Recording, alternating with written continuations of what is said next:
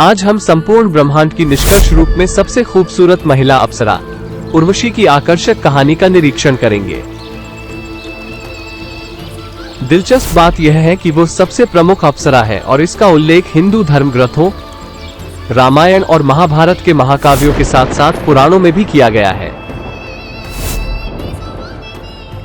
हालांकि वो आमतौर पर अपनी अपार सुंदरता और मोहक शक्ति के लिए जानी जाती हैं, लेकिन उन्होंने भारतीय पौराणिक कथाओं के महत्वपूर्ण मोड़ों में बहुत महत्वपूर्ण भूमिका निभाई थी, जिससे वह एक ऐसी शख्सियत बन गई जिसे नजरअंदाज या भुलाया नहीं जा सकता।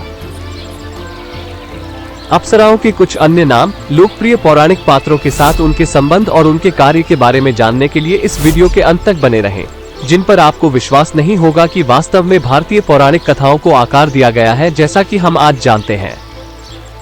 क्या आप जानते हैं कि रामायण में राम की दादी, दशरथ की मां, एक शापित अप्सरा थी?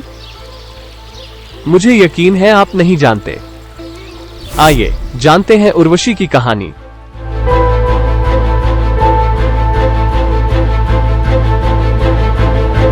नारा और नारायण नाम के दो महान ऋषि, धर्म के पुत्र और भगवान ब्रह्मा के पोते, ने आध्यात्मिक ज्ञान की तलाश में बद्रिकाश्रम में एक चुनौतीपूर्ण तपस्या शुरू करने का फैसला किया।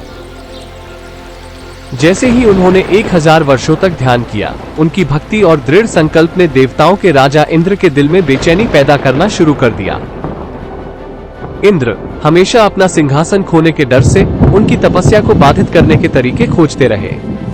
इंद्र ने नर और नारायण से संपर्क किया और उन्हें उनकी तपस्या छोड़ने के बदले में 3 वरदान प्रस्ताव किए। हालांकि ऋषियों अविचल रहे, उन्होंने केवल अपनी आध्यात्मिक खोज पर ध्यान केंद्रित किया। निडर होकर इंद्र ने और भी हताश करने वाले उपायों का सहारा लिया।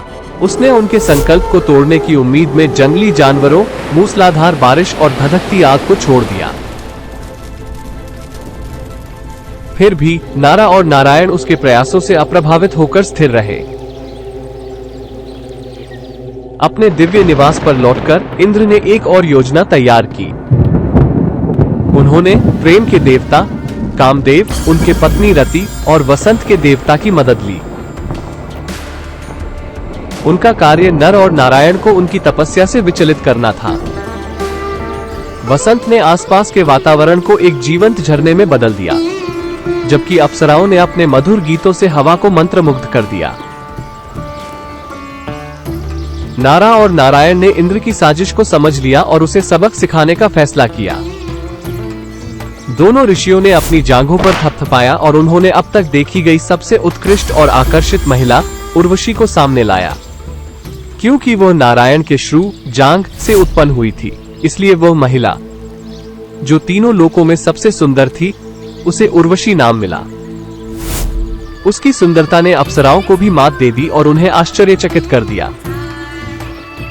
अप्सराओं को अपनी गलती का एहसास हुआ और उन्होंने माफी मांगी और उर्वशी के साथ स्वर्ग लौट आईं। इस प्रकार उर्वशी का जन्म हुआ।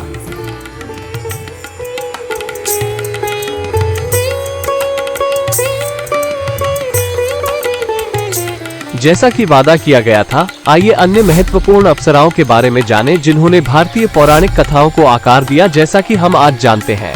बिना किसी देरी के चलिए शुरू करते हैं। मेनका।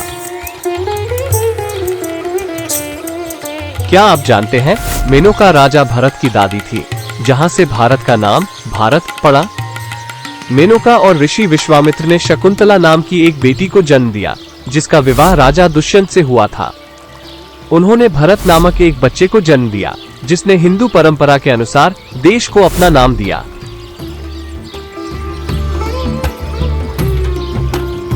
हरिणी। क्या आप जानते हैं, रामायण में राम की दादी यानी दशरथ की माता हरिणी नामक एक शापित अप्सरा थी। हरिणी को एक नाजुक महिला के रूप में पृथ्वी पर जन्म लेने का श्राप मिला था।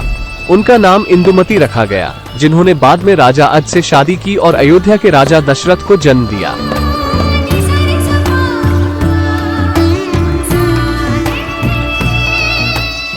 अप्सराओं के जीवन की इस मनमोहक यात्रा में हमारे साथ शामिल होने के लिए धन्यवाद।